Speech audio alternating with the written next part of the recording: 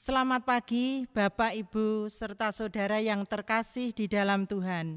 Shalom, salam sehat, sering cuci tangan dan jangan lupa pakai masker. Minggu ini kita memasuki minggu biasa yang ke-16.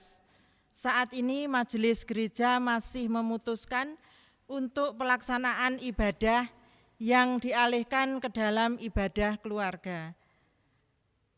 Adapun warta jemaat untuk minggu ini selengkapnya dapat dibaca di dalam EWJ.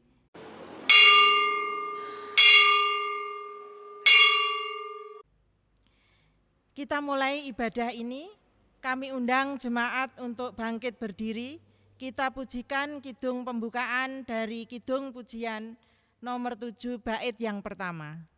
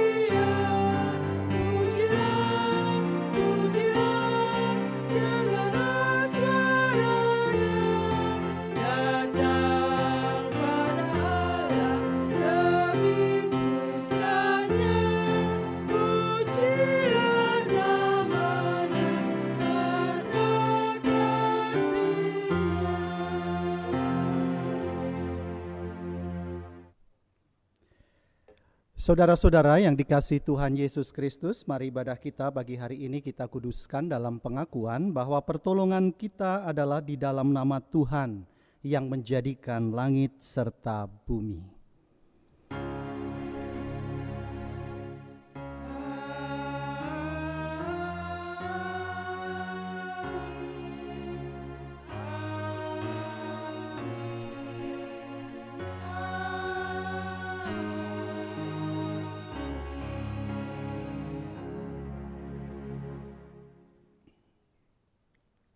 Kasih karunia dan damai sejahtera dari Allah Bapa kita dan dari Tuhan Yesus Kristus hadir dan menyertai saudara sekalian. Kini dan sepanjang masa. Jemaat dipersilahkan duduk kembali.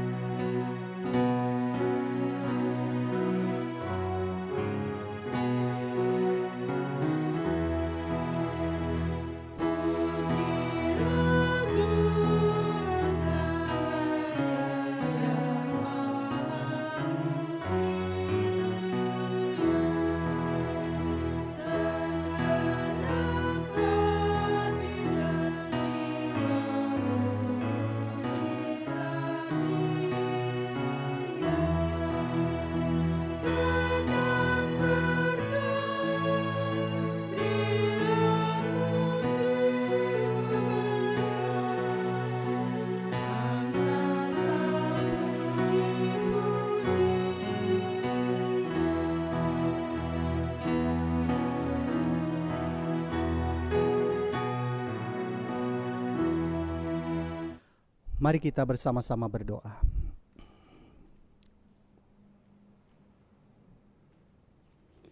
Tuhan Allah yang menjadi sumber kekuatan dan sumber pengampunan, pagi hari ini di tengah rasa sukacita kami bersama dengan keluarga terkasih, dalam sebuah perjumpaan yang tentunya karena anugerah Tuhan kami boleh merasakan betapa indahnya kehidupan pemberian Tuhan saat ini. Kami akan memulai ibadah kami pagi hari ini, di mana kami boleh memasuki minggu biasa yang ke-16. Kiranya Tuhan berkati apa yang menjadi harapan kami Dan tentunya seraya kami boleh merefleksikan seluruh kehidupan kami di hadapan-Mu. Bagaimana hari ini kami akan menghayati akan arti pentingnya sebuah komitmen untuk beriman kepada Tuhan melalui perumpamaan gandum dan lalang yang tentunya akan merefleksi sebuah kehidupan atas kami. Tentunya dengan seraya kami boleh bersama-sama menyadari akan dosa dan kesalahan kami. Kami datang kepadamu memohon belas kasih pengampunan-Mu atas sikap kehidupan kami yang belum mampu membuahkan biji-biji gandum di sekitar kami. Melainkan kami justru terbawa dalam sebuah tindakan yang berbuah atas benih lalang yang terus terjadi di dalam kehidupan kami. Melalui perilaku kejahatan kami, perilaku pikiran, tutur kata, dan perbuatan kami, sehingga kami belum layak untuk hadir di hadapan-Mu. Kami sesali semua dosa pelanggaran kami di hadapan-Mu atas dosa yang kami lakukan, sehingga dengan ibadah ini kami dilayakkan menjadi anak-anak Tuhan melalui buah-buah kehidupan. Di dalam Kristus Yesus kami bersama-sama memohon belas kasih pengampunan-Mu. Amin.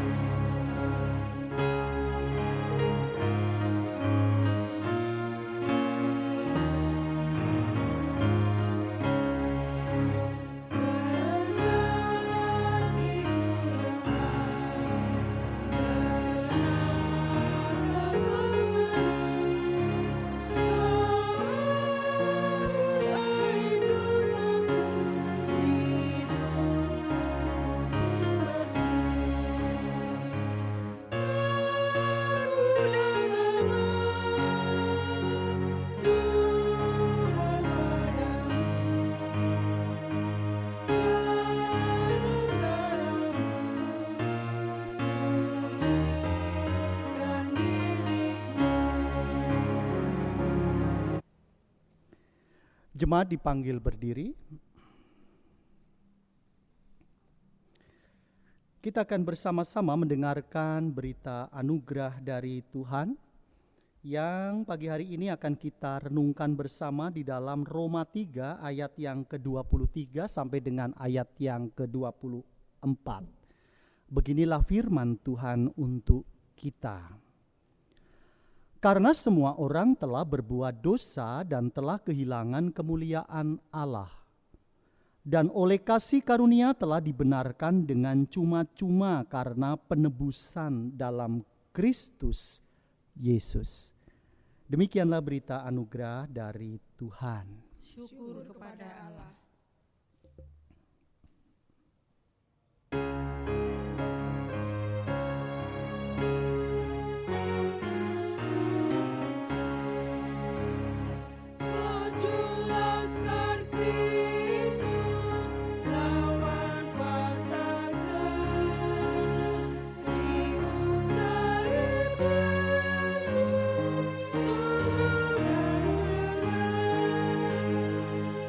Raja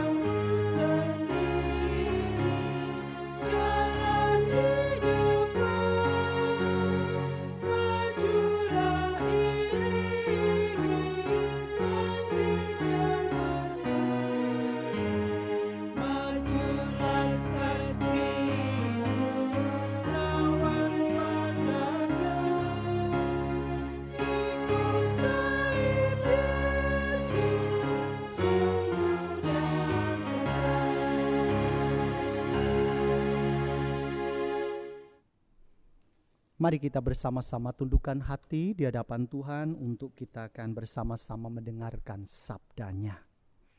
Mari kita berdoa. Sang sumber hikmat dan sumber kebenaran, kami datang kembali kepadamu untuk mempersiapkan seluruh hidup kami menerima firman Tuhan. Bukalah seluruh hati kami dan curahi kami dengan Roh Kudus-Mu, sehingga kami dimampukan untuk dapat mendengar, merenungkan, berkata-kata, bahkan melakukan firman Tuhan ini dengan setia. Tambahkan hikmat di dalam hati kami, sehingga firman-Mu akan menuntun kami, dan kami akan menjadi pelaku-pelaku sabda Tuhan di dalam kehidupan kami. Bersabdalah dan kami siap mendengarkannya. Amin. Saudara-saudara yang dikasihi Tuhan Yesus Kristus, pembacaan kita pagi hari ini akan saya ambilkan dari bacaan Injil Matius 13 ayat yang ke-24 sampai dengan ayat yang ke-30, dan nanti dilanjutkan ayat yang ke-36 sampai dengan 43. Beginilah sabda Tuhan di sana. Matius 13 ayat yang ke-24 sampai dengan 30 dan 36 sampai dengan ayat yang ke-43. Perumpamaan tentang lalang di antara gandum. Beginilah firman-Nya. Yesus membentangkan suatu perumpamaan lain lagi kepada mereka, katanya, hal kerajaan surga itu seumpama orang yang menaburkan benih yang baik di ladangnya.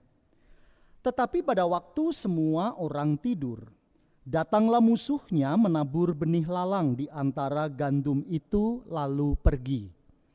Ketika gandum itu tumbuh dan mulai berbulir, nampak jugalah lalang itu. Maka datanglah hamba-hamba tuan ladang itu kepadanya dan berkata, Tuan, bukankah benih baik yang Tuan taburkan di ladang Tuan? Dari manakah lalang itu? Jawab tuan itu, seorang musuh yang melakukannya. Lalu berkatalah hamba-hamba itu kepadanya, jadi maukah Tuan supaya kami pergi mencabut lalang itu? Tetapi ia berkata, jangan, sebab mungkin gandum itu ikut tercabut pada waktu kamu mencabut lalang itu. Biarkanlah keduanya tumbuh bersama sampai waktu menuai. Pada waktu itu aku akan berkata kepada para penuai, kumpulkanlah dahulu lalang itu dan ikatlah berkas-berkas untuk dipagar. Kemudian kumpulkan gandum itu ke dalam lumbungku. Maka Yesus pun meninggalkan orang banyak itu lalu pergi. Murid-muridnya datang dan berkata kepadanya, jelaskanlah kepada kami perumpamaan tentang lalang di ladang itu. Ia menjawab katanya, orang yang menabur benih baik ialah anak manusia. Ladang ialah dunia. Benih yang baik itu anak-anak kerajaan dan lalang anak-anak si jahat. Musuh yang menabur benih lalang ialah iblis. Waktu menuai ialah akhir zaman dan para penuai itu ialah malaikat. Maka seperti lalang itu dikumpulkan dan dibakar dalam api, demikian juga pada akhir zaman. Anak manusia akan menyuruh malaikat-malaikatnya dan mereka akan mengumpulkan segala sesuatu yang menyesatkan dan semua orang yang melakukan kejahatan dari dalam kerajaannya. Semuanya akan dicampakkan ke dalam dapur api. Di sanalah akan terdapat ratapan dan kertakan gigi. Pada waktu itulah orang-orang benar akan bercahaya seperti matahari dalam kerajaan Bapa mereka. Siapa bertelinga, hendaklah ia mendengar. Demikianlah sabda Tuhan. Yang berbahagia ialah mereka yang mendengarkan sabda Tuhan dan memeliharanya dengan setia. Haleluya.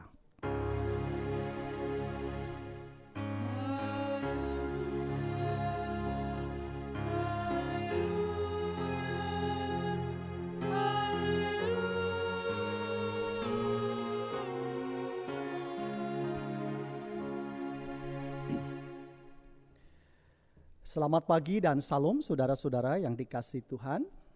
Tema kita hari ini adalah setia beriman di tengah tantangan dan penderitaan. Saudara-saudara yang terkasih, pernahkah saudara tertipu ketika membeli barang secara online? Ya, sekarang ini trennya adalah belanja itu tidak perlu repot-repot gitu ya. Ke mall karena pandemi COVID-19 ini.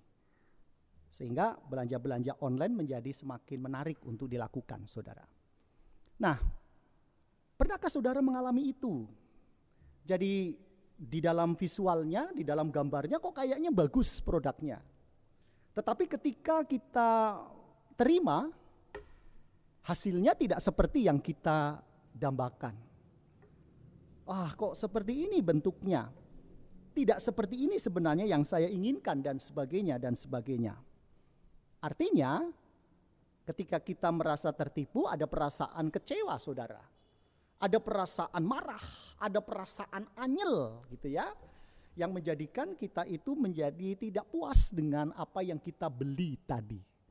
Mirip dan bahkan sama. Tetapi ketika diterima menjadi berbeda. Nah, saya percaya saudara-saudara kita pernah mengalami hal-hal yang demikian. Ya. Dan belum lama saya juga pernah membeli produk online tetapi ternyata hasilnya tidak seperti yang saya bayangkan. Saya kecewa saudara di sana. Nah, karena apa? Karena kita tidak tahu mana yang asli dan mana yang tidak asli. Yang tahu tentunya orang yang ahli di dalamnya, saudara. Nah, jadi soal asli dan palsu, saudara-saudara, rupanya ini bukan melulu soal barang gitu ya, tetapi juga soal iman. Ya, dalam menghadapi tantangan, dalam menghadapi penderitaan. Bagaimana iman yang asli gitu ya, bagaimana iman yang palsu, ketangguhannya di sana tentunya bisa diuji coba, saudara. Bisa diperhadapkan dengan kesulitan-kesulitan kehidupan. Apalagi di zaman sekarang, saudara. Betapa sulitnya mencari yang baik dan yang benar.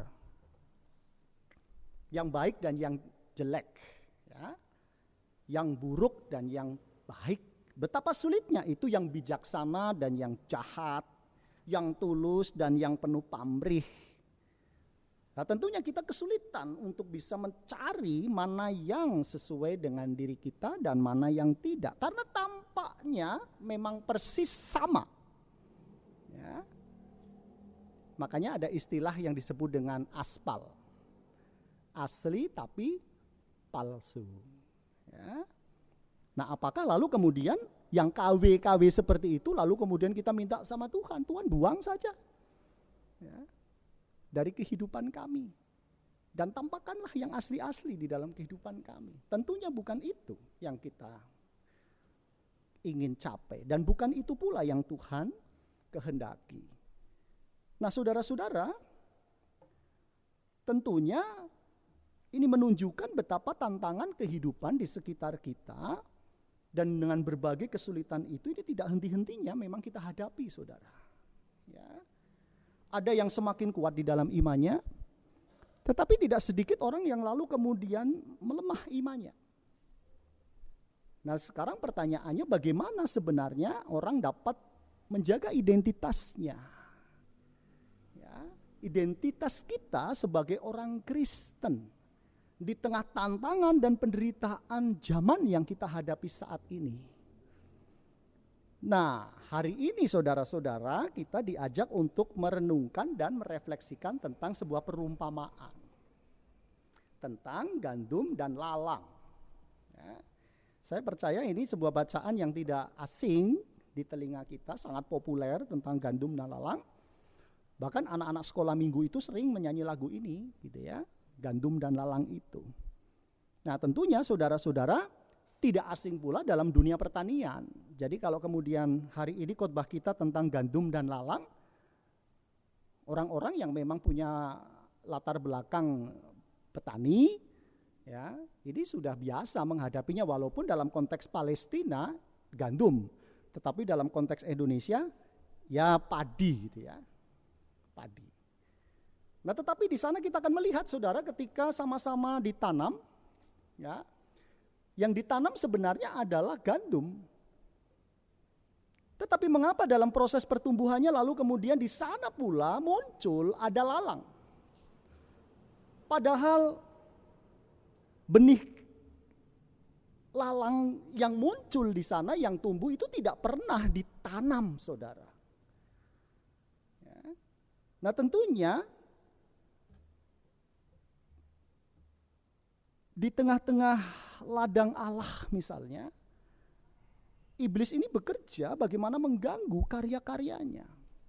Benih gandum yang baik itu diganggu benih lalang atau gulma. Ya. Gulma ini berarti tanaman yang memang tidak dikehendaki tumbuh atau hama begitu ya. Nah, bagaimana cara mengatasinya, saudara? Bila keduanya itu lalu tumbuh begitu mirip, begitu dekat, kalau dicabut bagaimana? Nah, tentunya jangan. Ketika lalang itu dicabut, otomatis nanti benih atau tanaman gandum itu juga akan ikut tercerabut juga, saudara. Nah, sehingga bagi sang tuan, jalan keluarnya itu adalah membiarkan hingga tiba musim menuai. Di ayat yang ke-29 dan 30 di sana dikatakan, ya, tetapi ia berkata, jangan, sebab mungkin gandum itu ikut tercabut pada waktu kamu mencabut lalang itu. Biarkanlah keduanya tumbuh bersama sampai waktu menuai. Nah, tentunya di situ sebuah perumpamaan ini, lalang itu dengan mudah dapat dipisahkan memang dari gandum. Tetapi mengapa Tuhan membiarkan atau si tuan ini membiarkan supaya tanaman lalang ini bertumbuh bersama dengan gandum? Kalau dalam dunia pertanian kita di Indonesia biasanya ya, yang lalang ini lalu kemudian dipilah dengan cara yang kita ambil ini adalah padinya, saudara. Padinya diambil terlebih dahulu, lalu kemudian disiapkan dan kita bawa gitu ke lumbung, baru kemudian lalangnya itu dibakar. Tetapi mengapa dalam perumpamaan ini kok lalangnya dulu yang kemudian dibakar, dipilah dan dibakar? Ini menunjukkan bagaimana Allah sangat tidak menghendaki adanya kejahatan di dalam kehidupan kita. Sehingga ketika melihat ada gandum dan lalang yang bertumbuh bersama, ada tindakan Allah yang cepat untuk melakukan apa yang disebut dengan pemilahan. Ya, yang gandum dikumpulkan dan lalang terlebih dahulu lalu kemudian dibakar. Saudara-saudara yang dikasihi Tuhan Yesus Kristus, jadi patutlah diperhatikan bahwa gandum ini memang mirip lalang. Sulit dibedakan. Tapi pada masa akhirnya memang sangat mudah untuk dipilah. Mudah mengetahui perbedaannya dari buahnya, saudara. Ketika pohon ini daunnya tumbuh hampir mirip, orang muda terkecoh. Mana gandum, pohon gandum dan mana pohon lalang. Tetapi ketika ia mulai berbulir, dari situ nanti akan muncul perbedaan yang paling mencolok. Oh, ini gandum dan ini lalang. Dan yang lalang dibakar dan dibuang oleh Allah. Dan yang gandum dikumpulkan untuk melangsungkan kehidupan. Saudara-saudara yang dikasihi Tuhan Yesus Kristus, pertanyaan kita sekarang adalah, siapakah kita? Lalang atau gandum? Memang pada awalnya sulit dibedakan. Maka tentunya ada ajakan untuk tidak sembrono mencabut. Kita selalu berhadapan dan bersanding dengan orang lain. Mungkin saja kita akan mengatakan bahwa saya adalah biji gandum. Oh, orang itu adalah lalang. Tetapi mari Kita diajak untuk tidak sembrono memetakan itu. Jangan sampai sebenarnya kita sendiri adalah lalang, saudara. Kita belum bisa menjadi gandum-gandum kehidupan. Karena di sana dikatakan orang yang menabur benih baik itu adalah anak manusia. Ladang itu adalah dunia. Benih yang baik itu adalah anak-anak kerajaan surga. Lalang itu adalah anak-anak si jahat. Musuh yang menabur benih lalang itu adalah iblis. Dan waktu menuai itu akhir zaman, dan penuai itu adalah malaikat Tuhan.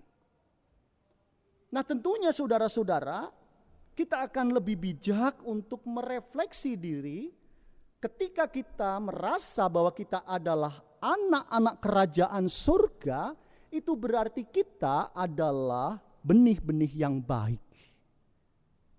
Dan kalau kita benih-benih yang baik, lalu apakah kita juga sudah berproses di dalam kehidupan kita kelak ketika kita berbuah, buahnya betul-betul adalah gandum. Jangan sampai ketika kita berproses lalu kemudian bertumbuh, tetapi buah yang kita munculkan, kita tampakkan adalah buah lalang.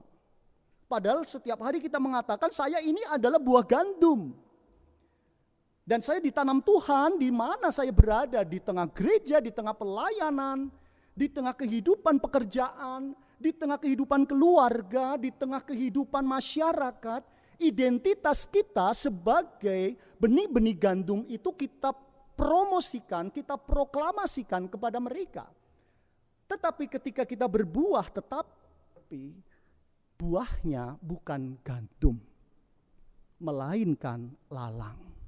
Orang akan mengatakan, saya tertipu melihat diri kita. Oleh karena itu saudara-saudara, ya, tentunya ada saatnya semua topeng itu akan terbuka. Akan jelas siapa benih dari sang Tuhan, dan siapa benih lalang yang justru tidak berguna selain harus dibakar dan dibuang sang Tuhan. Nah, kita tentu akan mengatakan bahwa kita ini adalah anak-anak kerajaan. Oleh karena itu, jangan biarkan yang namanya penderitaan, kesusahan hidup itu mengikis kehidupan kita. Jangan sampai persoalan kesulitan hidup kita itu justru akan mengikis keyakinan iman kita. Dan hiduplah selayaknya jati diri kita sebagai buah-buah gandum. Saudara-saudara, dan pada akhirnya kita diajak untuk menghayati jika lalang dan gandum itu sama terbatas hidupnya, suatu saat ketika pohon gandum dan pohon lalang ini tumbuh bersama, lalu kemudian saat panen, si tuan ini akan memanennya, ditebang dan dipilah. Hidup kita pun juga sama. Bagaimana kita terbatas hidup kita di dunia, dan keterbatasan itu mau kita isi seperti apa. Kesempatan hidup kita inilah yang akan menentukan. Dengan keterbatasan itulah Tuhan tentunya mengizinkan kita dapat bertahan atau berjuang dalam kehidupan yang benar dengan berpegang teguh kepada Tuhan. Walau banyak tantangan saudara di dalam kehidupan kita, tetapi jika kita sungguh-sungguh hidup di dalam Kristus, kita akan dikuatkan untuk menjalaninya. Karena itulah identitas kita sebagai benih-benih gandum, bukan lalang. Kiranya terus berproses dan bertumbuh di dalam Kristus, dan jadilah anak-anak Tuhan yang layak diandalkan. Tuhan memberkati kita. Amin.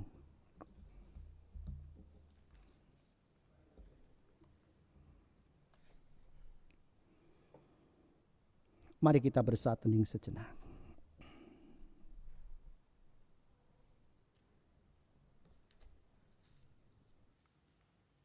Bapak, Ibu, dan Saudara yang terkasih dalam Tuhan Yesus Kristus, kami undang untuk bangkit berdiri. bersama-sama dengan umat Tuhan di sepanjang abad dan tempat, marilah kita mengucapkan pengakuan iman kita menurut pengakuan iman rasuli. Aku percaya kepada Allah Bapa yang Maha Kuasa, Khalik langit dan bumi, dan kepada Yesus Kristus, Anaknya yang tunggal, Tuhan kita, yang dikandung daripada Roh Kudus, lahir dari anak darah Maria, yang menderita di bawah pemerintahan Pontius Pilatus, disalibkan, mati dan dikuburkan, turun dalam kerajaan maut. Pada hari yang ketiga, bangkit pula dari antara orang mati, naik surga, duduk di sebelah kanan Allah Bapa yang Maha Kuasa, dan akan datang dari sana untuk menghakimi orang yang hidup dan yang mati. Aku percaya kepada Roh Kudus, gereja yang kudus dan persekutuan orang kudus, pengampunan dosa, kebangkitan daging, dan hidup yang kekal. Jemaat, kami persilakan duduk kembali. Saudara-saudara yang dikasihi Tuhan Yesus Kristus, tiba saatnya kita akan bersama-sama menghaturkan persembahan kepada Tuhan, seraya kita mengingat kembali akan firman-Nya di dalam Roma 12 ayat yang pertama, yang beginilah firman Tuhan. Karena itu, saudara-saudara, demi kemurahan Allah, aku menasihatkan kamu supaya kamu mempersembahkan tubuhmu sebagai persembahan yang hidup, yang kudus, dan yang berkenan kepada Allah. Itu adalah ibadahmu yang sejati. Saudara-saudara yang dikasihi Tuhan Yesus Kristus, raya kita akan bersama-sama mengumpulkan persembahan bersama di dalam keluarga. Kita akan memuji Tuhan dari Kidung Jemaat 367 bait yang pertama. Padamu Tuhan dan Allahku.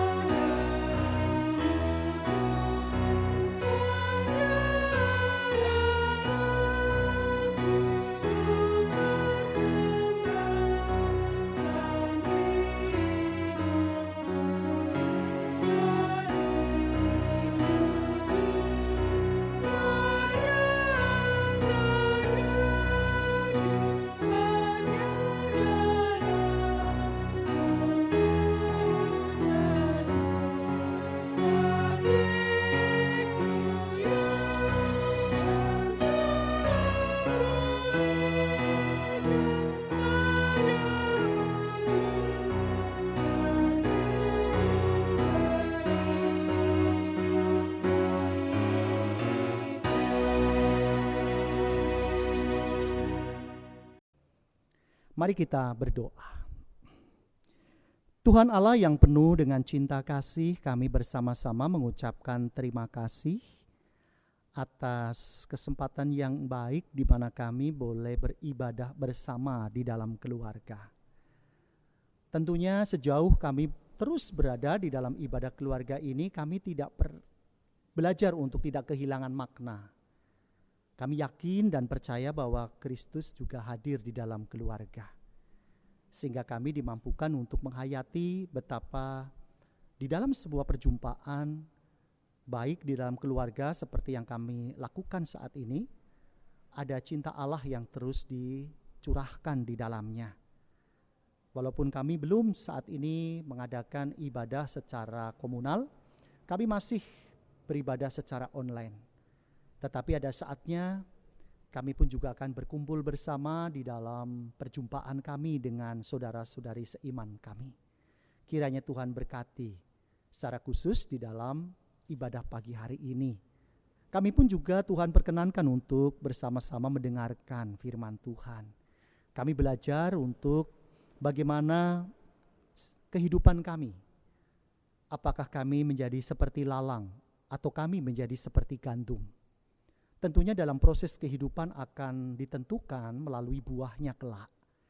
Kiranya dalam proses kehidupan yang saat ini kami jalani, kami terus berada di dalam kesetiaan kami menjadi anak-anak kerajaan Allah. Tuhan berkati di setiap tantangan, kesulitan, persoalan hidup yang menempa kehidupan kami. Tetapi tidak mengikis kehidupan iman kami menjadi lemah. Melainkan kami menjadi semakin kuat dan tangguh di dalam Kristus. Kiranya Tuhan berkati melalui firman Tuhan ini, kami semakin kokoh untuk menghadapi tantangan-tantangan kehidupan di sekitar kami. Tuhan berkati pula apa yang menjadi harapan kami tentunya melalui sabda Tuhan ini. Sehingga kami dimampukan untuk dapat membangun komitmen kembali dengan spiritualitas kami. Sehingga identitas kami sebagai anak-anak Tuhan dapat terpancar melalui sikap kehidupan kami keseharian. Tuhan pun juga berkati akan setiap pergumulan kami. Baik pergumulan akan kesehatan, pergumulan akan pekerjaan, keluarga, ekonomi, bahkan pendidikan bagi anak-anak kami. Bagaimana masa depan mereka yang terus mereka renda, Tuhan pun juga berkati kehidupan mereka. Walaupun ada saudara-saudari kami yang hari ini juga bergumul dengan persoalan-persoalan hidup, Tuhan berkati kehidupan mereka. Yang sakit, baik di rumah sakit maupun di rumah, Tuhan berkati. Tuhan kuatkan, Tuhan topang kehidupan mereka. Sehingga mereka boleh kembali melakukan aktivitasnya dengan terus bersandar dan bersyukur kepada karya ilahi-Mu. Kami juga serahkan bagi gereja Tuhan dimanapun berada, yang saat ini terus menata melalui tatanan normal baru dalam menghadapi pandemi COVID-19. Tuhan juga berkati bagaimana gereja-gereja untuk berbenah dan mempersiapkan semuanya dengan budaya baru. Menjaga jarak, menjaga kebersihan, mengenakan masker, dan tentunya ini menjadi pola kehidupan baru di tengah-tengah pandemi COVID-19 saat ini.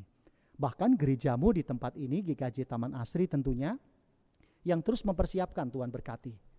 Baik para majelis, komisi, jemaat, yang tentunya juga memiliki kerinduan untuk beribadah bersama secara komunal. Setelah sekian lamanya kami berada di ibadah keluarga, kiranya Tuhan pun juga berkati. Sehingga pada saatnya ketika kami mengadakan ibadah komunal, kami terus menjaga apa yang menjadi protokol kesehatan. Tuhan berkati gerejamu di tempat ini, GKJ Taman Asri bersama dengan Pepantan, Gandil dan Talang. Tuhan siapkan semuanya. Dan Tuhan jauhkan kami dari segala bahaya, bahkan dari setiap pencobaan. Inilah Tuhan yang menjadi doa kami bersama dengan pergumulan kami. Dan tentunya kami serahkan pula bagi bangsa dan negara Indonesia, dunia yang saat ini terus berjuang dengan gigih untuk dapat melewati situasi sulit di tengah COVID-19. Kiranya kami boleh bersatu padu untuk memerangi dan melawan sebaran virus corona dari diri kami masing-masing. Pada akhirnya kami juga bersyukur melalui persembahan yang kami kumpulkan. Kiranya Tuhan berkati apa yang telah kami kumpulkan ini, sehingga membawa dampak bagi kelangsungan gereja Tuhan di dalam menghidupi tugas panggilan karya penyelamatan Tuhan. Tuhan yang penuh kasih, inilah seru doa kami, dan kami akhiri ibadah kami pada pagi hari ini dengan bersama-sama memohon belas kasih Tuhan dan pengampunan-Mu atas setiap tindakan tutur kata yang kami lakukan dengan segala kekurangan kami. Hanya di dalam Kristus Yesus kami berdoa dan mengucapkan segala syukur. Amin. Mari saudara, kita akan bangkit berdiri dan kita akhiri ibadah ini dengan memuji Tuhan dari Kidung Jemaat 424 bait yang pertama, Yesus menginginkan daku.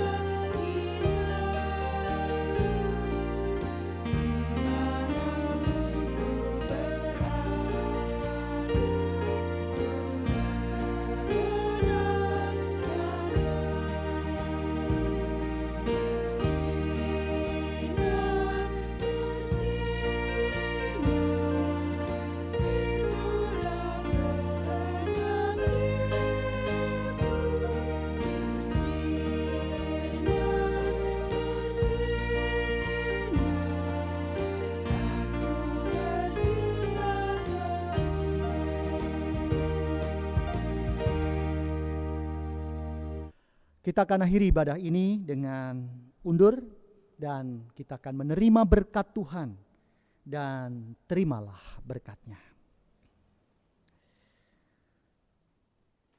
Tuhan memberkati engkau dan melindungi engkau.